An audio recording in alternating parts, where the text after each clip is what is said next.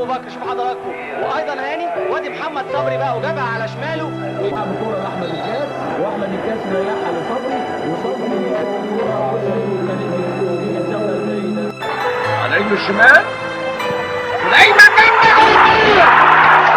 هو الجول الثاني للزمالك بيجيبه محمد صبري وصبري وهوبا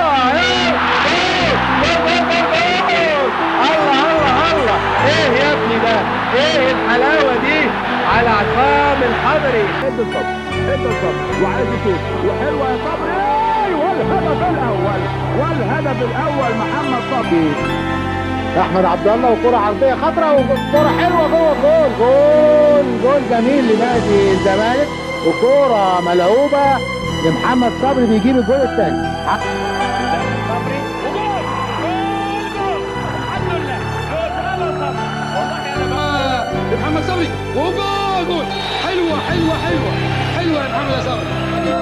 وداخل محمد صبري وجول في دقيقه 25 محمد صبري وادي داخل محمد صبري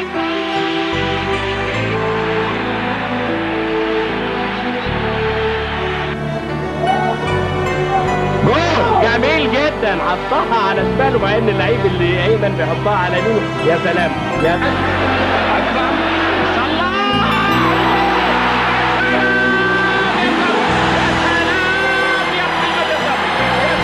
تتصلح وتتلعب في الزاويه البعيده. جول اخيرا تتلعب حلوه قوي حلوه.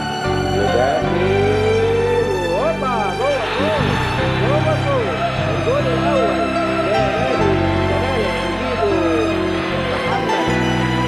سيصدق محمد صبري يسدد، هدف محمد صبري في الدقيقه 7.